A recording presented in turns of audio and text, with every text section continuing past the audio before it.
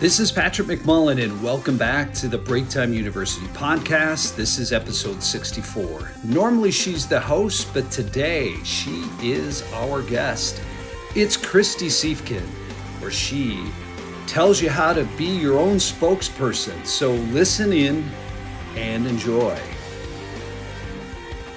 Hello. Christy is as genuine as the day is long, and I said it last time, I've said it many times, the most favorite journalist I've ever met. So Well, welcome back, Christy. I didn't even pay him that much money, guys, and he said it. Kidding. Thank you for that, Patrick. That means a lot. So Christy's evolved in her career where she's been on many national news outlets. She's was a fixture here in Phoenix for over a decade on the local Fox affiliate. Started at a local station in San Francisco. But I'm going to throw a little curveball at her because I love watching people who are really good at speaking. So, Christy, why did you choose Duke? Okay. Good question. And I have a really pathetic answer because I grew up in a basketball house, but pro basketball. My dad loved watching the Sacramento Kings, grew up in Sacramento. It was three girls and my dad in this household. So not a ton of college sports going on in our house. Yeah. As a West Coast kid, I'd never heard of Duke. I didn't know about Duke basketball. I know people are going, how can you not know about Duke basketball? The reason I picked Duke is in our high school little theater, Duke came and gave a presentation to students about the campus. Now, growing up on the West Coast, we've got some great schools, but everything is more mission style architecture, or really there's some bad 60s, 70s architecture still out there. You don't have that beautiful Gothic East Coast, the gargoyles and the big churches. I went back and I thought the school looked really pretty in the videos. I kid you not. I read about it. It's like, this looks like a pretty decent school. Once I saw the West Campus and it looked like that quintessential East Coast college experience. They were actually shooting some episodes of Dawson's Creek there when I was at school, just to validate the fact that even the Dawson's Creek producers thought that Duke had a beautiful campus. I saw it. I thought it was beautiful. I had a chance to go on a scholarship and walk away without debt from college, and I said, here I go. But I basically picked it because I thought it looked pretty. Not gonna lie. And then the basketball and being part of Krzyzewskiville and sleeping out in tents and freezing to death and getting to be on the floor of Cameron Stadium and feeling it shake. I mean, that was just an awesome experience. What was name a game, most memorable game you attended at Cameron Indoor? Okay, hands down, and this might it was watching the game on a screen, but you're going to understand why I'm saying it's the most memorable. It was Duke versus Arizona. So for those who are listening, they're based in Arizona. If you were a Wildcat, you're not going to like that I picked this game, but it was Duke creaming the Wildcats in 2001 to take home the national championship title. It was, I mean, people were crying, people were shaking. It was next level. And you feel, you pick up the energy of all of those other people inside, and it's pretty funny, for these championships, they have to print 1 million of the championship T-shirts and hats and all this thing for both teams. They have to print issues of the student newspaper that say that your team lost or your team won. And it was hilarious to watch this machine of the distributing on the spot, all of the newspapers of that, Duke's the new champion, people running in the streets. There's a tradition at Duke of setting, and this is not destructive, but setting benches on fire. There are these big, giant wood benches that you can kind of like kick back, lean back on. I mean, they're the size of a pickup truck. They're huge. And students build them. They put them outside their dorm. You hang on them during the year. And when you win one of these big games, they light them on fire. I don't think the fire marshal likes it, but it's a scene. It's a scene you remember for sure. So you teach, we're going to jump into that in this episode of you coaching and communication skills and speaking and all those things, and just small changes you can make. but I want everybody here. I'm going to go through a visualization just for a second. I I am love it. I love it. Christy Siefkin being in Sheseskiville and Cameron Indoor, that Duke Blue going crazy. Did you have were you superstitious? What was your go-to to wear to the game? Did you paint your face, color your hair? These are all great questions. So this happened my freshman year. So Okay. I was not, I had just got on the NCAA bandwagon, right? So I didn't, so one of my roommates from college was a Duke cheerleader and petite, adorable, brilliant, and athletic. I mean, the moves that she could do were incredible. I took with me, this was my superstitious thing. I had a Duke cheerleader Barbie doll. They made these and sold these inside the student union. We took them around with us to games. Okay, we weren't painting our face. We were ladies, not guys, so we weren't going shirtless and painting our chest blue. But I took the Duke cheerleading Barbie doll with me, and it ended up being good luck. So whether it was my roommate herself, whether it was the Barbie doll, I don't know, but it ended up working out. I My mom just still has it. My mom still has the Barbie doll in her closet as so yeah, maybe it's a good luck charm. that's maybe that's a great story, and it brought you on a journey where you went from being a Duke Blue Devil to there's a lot of folks that know you from being on their television screens for almost over 2 decades, Yeah. and Or hearing the reports on the radio that go along hearing with different the things. TV reports. Yeah. But your first love was not necessarily journalism, psychology, and all that was a big play in where you Yeah. went. Talk about that and what changed just to go to journalism? Because one of the things I also want to talk about is what was that moment that you ultimately Mhm. ended up going from My two goodness. decades on TV to what Christie is all about today. So go back to the psychology and that piece to become Sure. ultimately go and becoming a journalist. Yeah. I always thought as a kid I would be a veterinarian when I grew up. And it makes sense if you listen to our last segment. If you haven't, go back. But the short version is I grew up doing all things dogs, training show dogs, training service animals. So the natural thing was I love animals. I'll go be a veterinarian. Mhm. I had an internship. That's what I'd planned to study, bio or chem, and then go to vet school.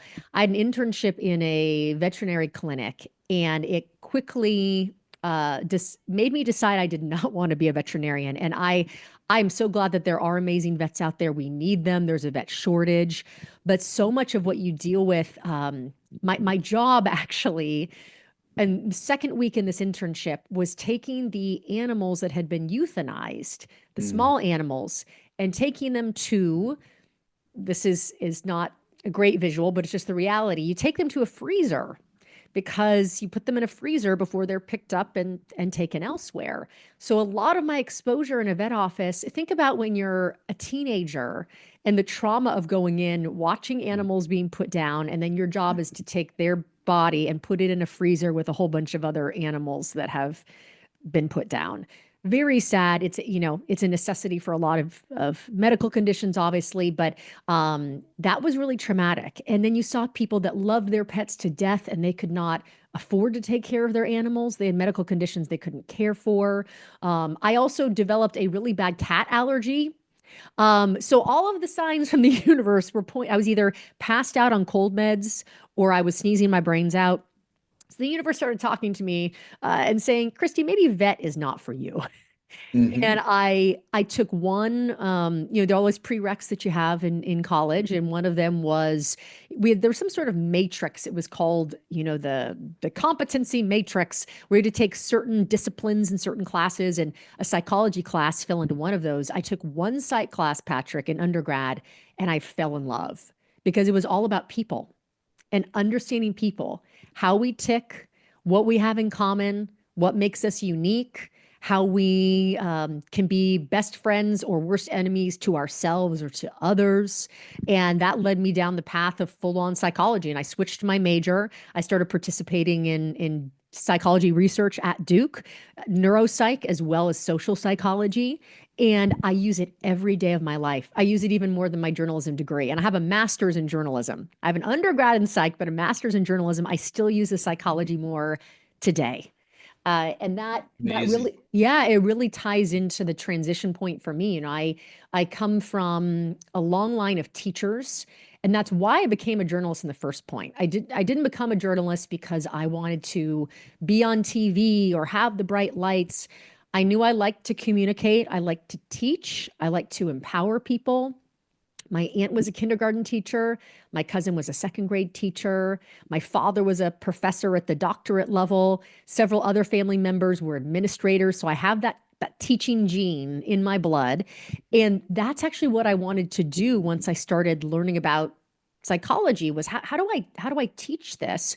Well, when you're in your early 20s, businesses aren't going to hire you to teach people anything because you haven't had the life experience. Right. So I Right. went and got that life experience as the corporate spokesperson, as the journalist, so that once the time came for me to move on, which I'll describe more about in a minute, I knew, okay, I've experienced those $40,000, 40,000 hours of expertise. They say you do something for 40,000 hours, you're an expert.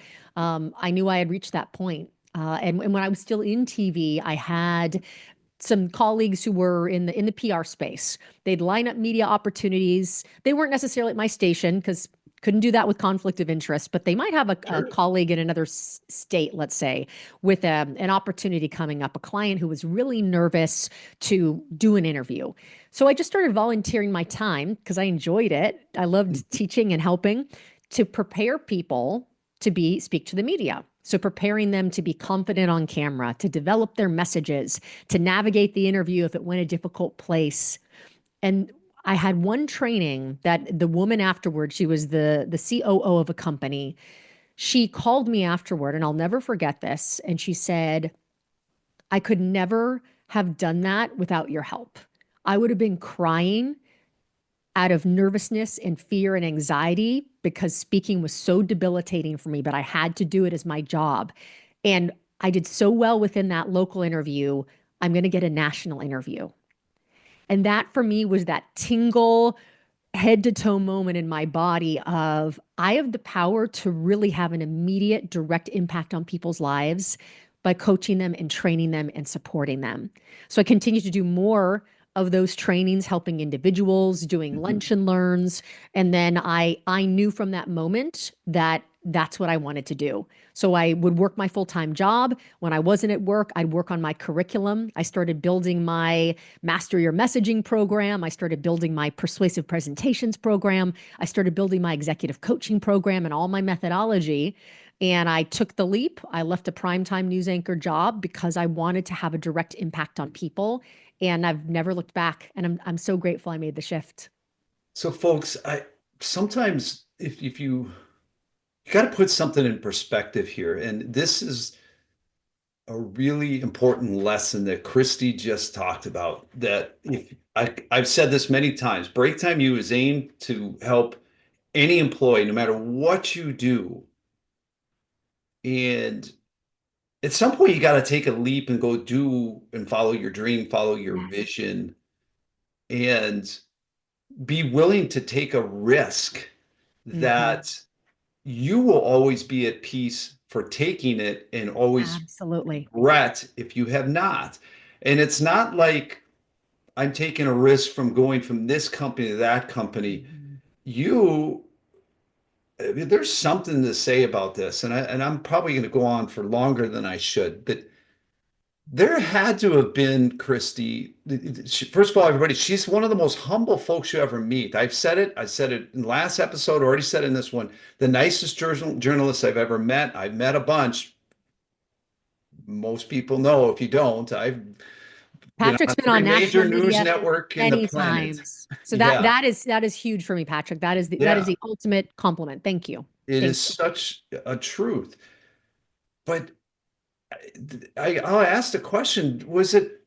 Did you ever second guess going, gosh, I'm on the news every night. I'm in every living room in Phoenix 5 nights, 5 days a week. Mhm. What there had to have been something that was tugging at you to say, that's really cool. No, so few folks get to do that, yet you walked away from it.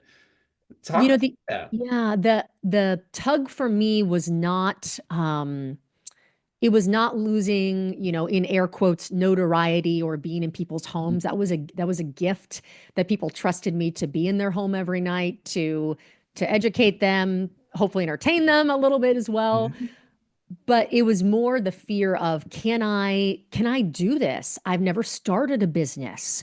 I'm going to have to wear all hats of being marketing and finance and develop the curriculum and deliver it. And I've never done this. And I've stayed in this path that is secure and stable and well reputed. And I had a great salary. I had great health care. So it wasn't so much the fear of losing being in people's homes, because as I've shared with you offline, Patrick, I Mhm. I could have done radio, I could have been in a classroom. What I loved was the teaching piece. It was more, Right. am I letting go of something that I won't be able to find again? And the biggest lesson I've had is goes back exactly to what you said.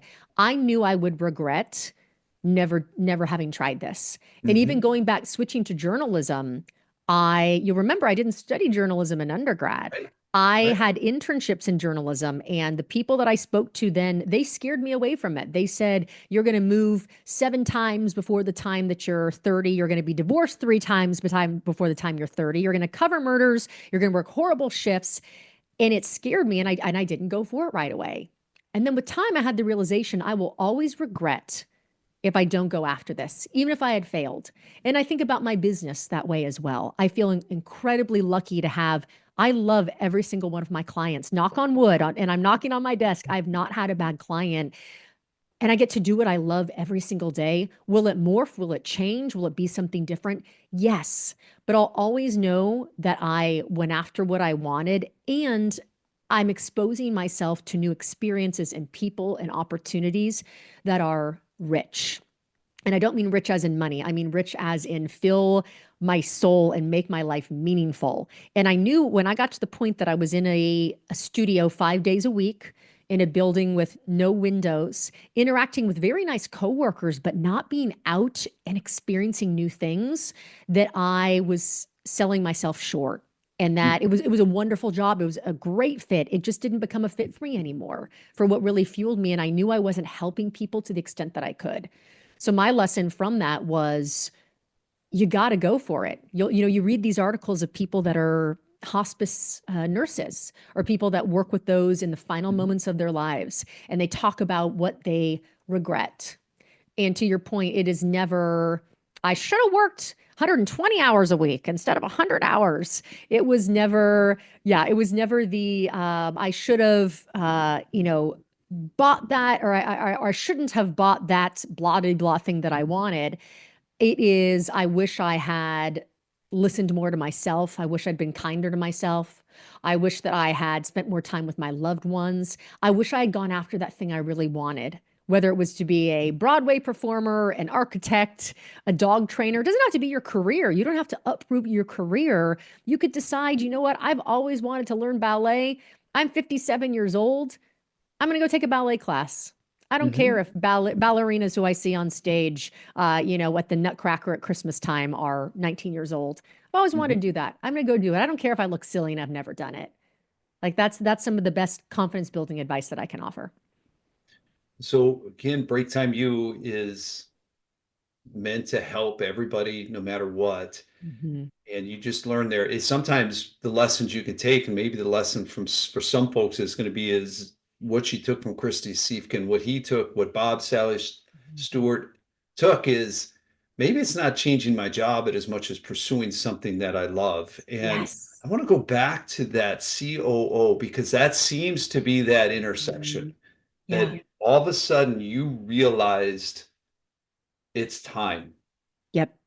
What did Yep. that feel like? What the freedom, the emotions, what were you going through? Because that to me, I've talked to you many times. I'd not heard that particular story, but that seems to be the one that finally pushed you over the edge. Yeah. What was that feeling? Describe that. hmm It was freeing and terrifying at the same time. Because knowing something and acting on it, like we talked about, even in communications, they're two different things. And in the world of news, you work in, if you're a main anchor, you work in contracts where you're contracted often 5 years at a time to a job. And I knew I had to make a decision. Was I going to sign up? And you can't leave. That's a whole other story for another day. Okay. You can't get out of these. You really can't. There are legal repercussions, there are financial repercussions. So I knew I was going to have to make a decision in the next couple years. And I wanted to continue to do my job to the best of my ability, but I was excited. I thought, this is the time. It was during the pandemic. The world had opened up in terms of virtual communications more than ever. I also saw the opportunity more than ever. Every single person is an on-camera talent. So that's what they call you when you're a reporter, you're an anchor. Patrick, you're an on-camera talent even when you're not interviewing me here. Anybody at work who has to log into that Zoom meeting for the team update, you're an on-camera talent. Every single one of us now has to have the ability to communicate clearly, compellingly, and succinctly on video. Right. So Right. I also saw it was a moment of, this is a time to do this. And it opened up the door for me to say, I can also reach a lot more people. I have clients who are engineers in Singapore who I've worked with. I have an individual who is a CFO in the country of Jordan. I've worked with individuals in Australia. So this ability to reach so many more clients and work with them virtually, that empowered me to think, okay, this is a major shift. This is a tipping point culturally. The world has changed. I want to be part of that change.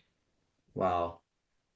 It it's I could just the enlightenment that you had, and as you said, everybody's on camera, and I'm already Mhm.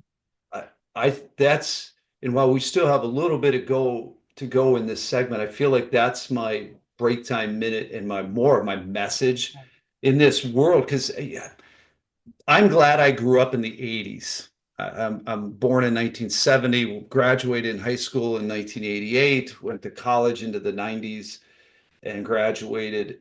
I could not live in this camera ready world that we live Yeah. in the break time minute. The most important thing that you just said is everybody is an on air talent. Is that your phrase? Everybody's an on-air talent, and every person in your company is a spokesperson, including you. Every single one of you who's listening, when you talk about your company to your buddy, when you're hanging out and barbecuing over the weekend, when you are internally talking to new employees as they're coming in, if you're the COO or CEO who's actually being interviewed, we think of a spokesperson as being the person who talks to the media, traditional media.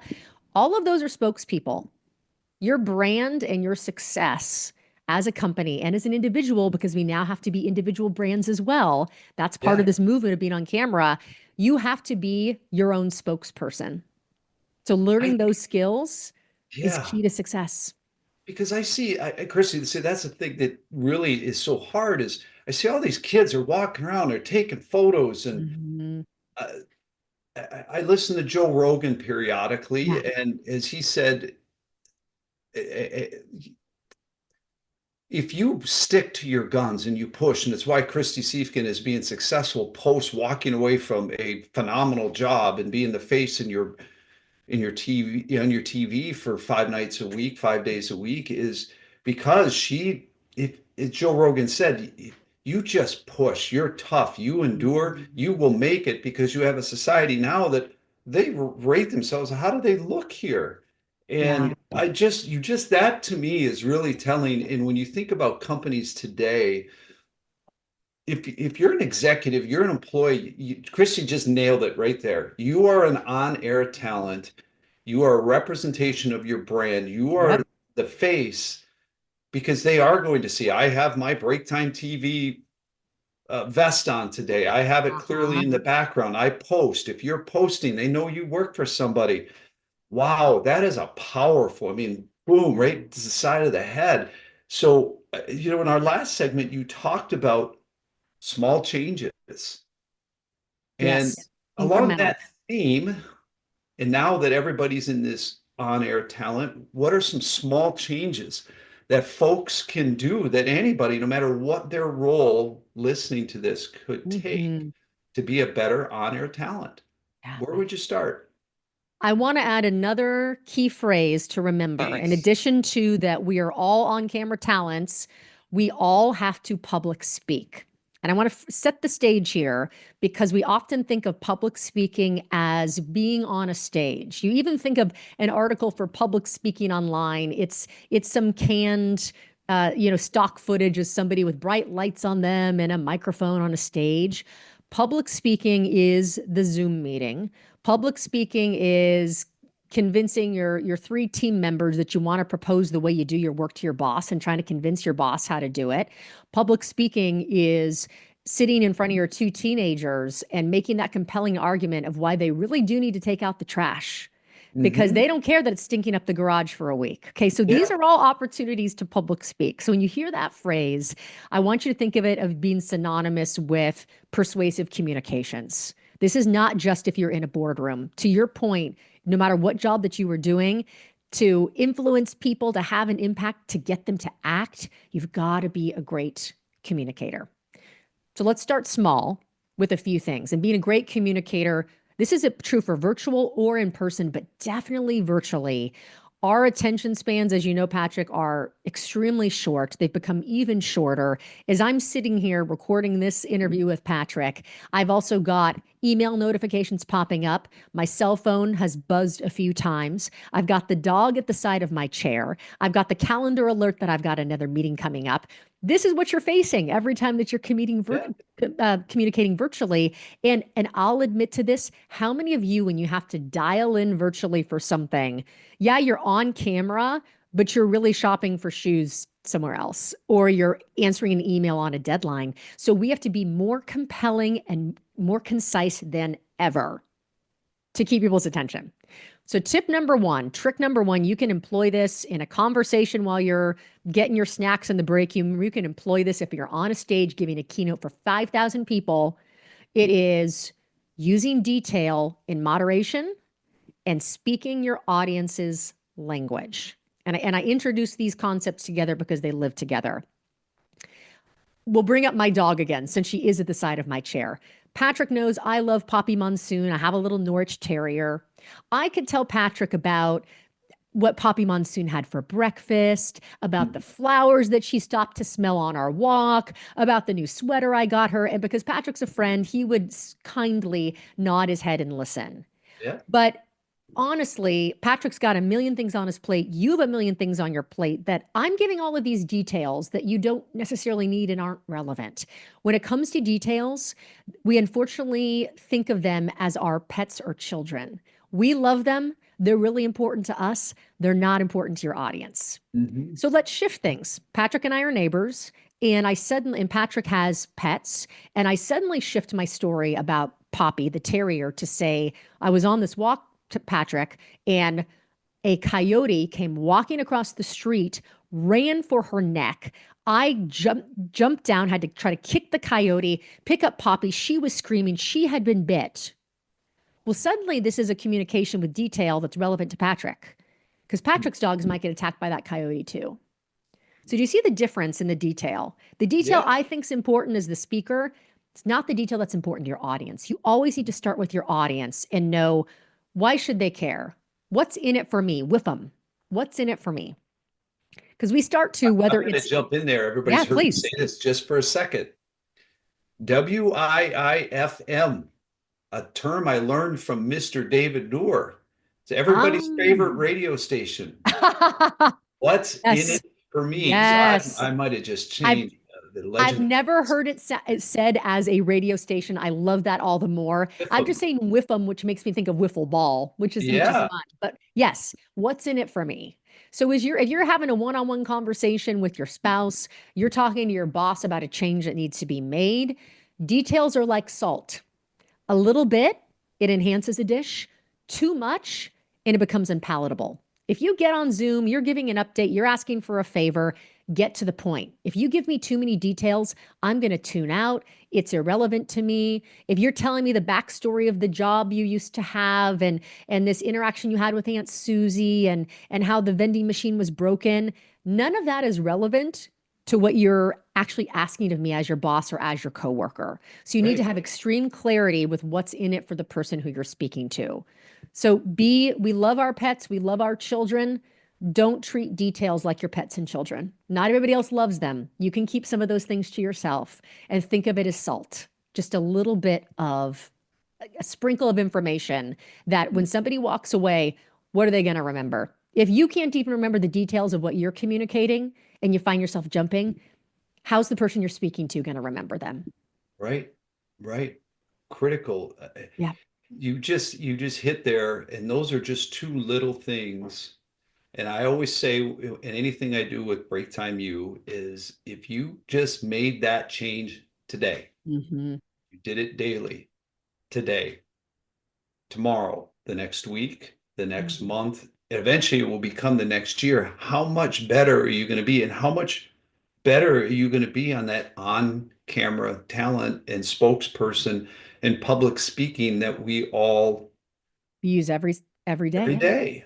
And those are little things that mean the biggest difference. I wrote a blog post the other day. The most over what we're gonna play Family Feud, Christy. Da-da, da-da, da-da, da-da, da. Actually, I don't know the music for Family Feud. I'm Um, doing Prices Right in my you're head. doing prices right.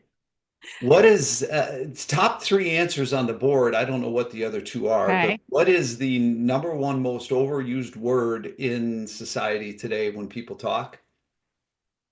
Um, that's That one of that my would guesses. be The other guess is I or me.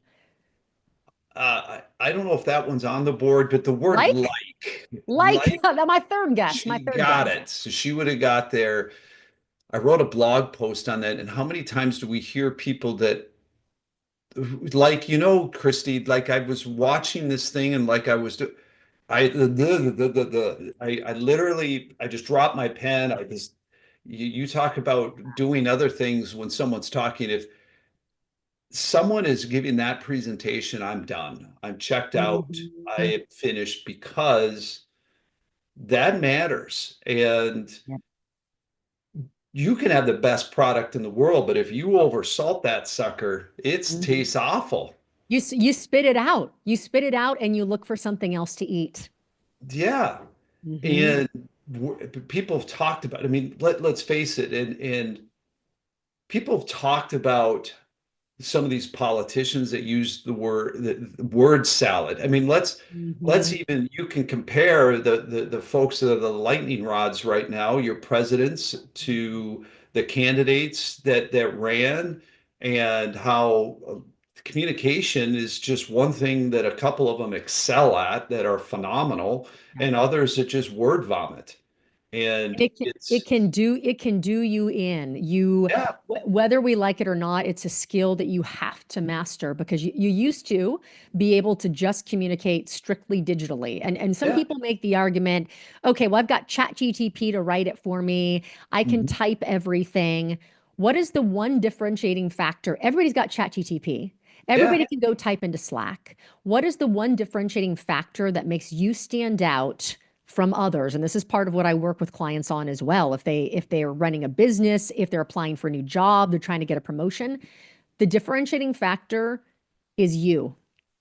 Nobody else has your unique voice, your unique perspective, your unique experiences, and communicating that in a way that it hits somebody quickly in our very message laden world where we're saturated with messages is so important. Richard Branson, who obviously is tremendously successful, he has said, Patrick, that he makes an assessment about people within 30 seconds of them speaking. Mhm. He assesses their capability, their honesty, their intelligence. And this is where nerdy psychology Christy is going to step in again here. There have been researchers out of MIT that can predict in listening to the delivery alone. Forget the words. Messaging is part of what I train people on, but their delivery is the other piece. All of your nonverbals the body language, the way you speak, the tone of your voice, your gesturing, your movement, your eye contact. This guy can predict with 80% accuracy when people pitch for funding at a venture capital firm whether or not they'll get the funding. Not listening to a single word of what the content is or what the business is, but how Mhm. it's delivered. And there's another woman who's a psychologist that looks at, her specialty was the medical field, and she was looking at surgeons who get sued for malpractice or something going wrong. And she could predict with as much accuracy based on tone of voice alone which people would get sued and be found guilty and which people would be found innocent. it, I think back and I self-reflect on this interview process that I deployed back in my prior life, that other leaders would interview people and I'd be asked to give an opinion. And I would set the tone that this interview is only really going to last 8 to 10 minutes. Yep. And at the end, I'd ask them a question is, why do you think that I only spend 8 to 10 minutes with you? Mm-hmm. And 9 times out of 10, they got the answer wrong, because the answer was, if you can't convince me in 8 to 10 minutes, why should I have you be a face of our brand? And Ooh, yes. while that is a powerful statement, and you said yes, and it goes back to my break time minute, we're on camera talent and we're all public speakers and we're all spokespeople for our Uh-huh. business. Does that give the wrong message and reflection that, this guy is the boss and doesn't give a shit? Potentially, I might have It's lost well, a good it's person. it's a fair the business world is rough. I mean, Yeah. I run a business now. You've run many businesses successfully. We've interacted with a lot of businesses, and the truth of the matter is, even if we want people to be kinder and take more time and be more open-minded, they aren't necessarily, or the environment that they're in forces them to be different than who they actually want to be. They've got to Right. make these quick decisions on the fly. And so whether your desk is, whether you're managing a multi-billion-dollar budget, or whether you are working 2 shifts a day, taking care of your family, those are both big stressors. And there's all sorts of stressors in between. Our bandwidth to listen to somebody is really limited. You really hit home, and it's my break time minute for this episode. And I've said it probably 4 times now, and here's my fifth. We are all on camera talent. We are all Yeah. spokespeople. We're all public speakers that represent the companies we work for, the products we're trying to sell to, the brand that we want to be known as. That's what we all are. And you've really hit me between the eyes today with that fact that while it seems obvious, I don't think many people realize that. And well, I can go back, folks that worked for me in the past, this is everybody's a salesperson, everybody's a service person. Yes. I don't think I've ever had it framed that everybody's an on-camera talent. Yet I've Mhm. watched my daughters had to grow up in this era of Mhm. uh, I'm always in front of my phone. And it's such a powerful piece and many lessons. And I look forward not only that you can learn from, if you've watched this, that you grasp from an expert, someone that did this for a living, who took, heard many times from you and from others. 8 seconds. We got to tell it in 8 seconds. And here you just talked about a minute 20.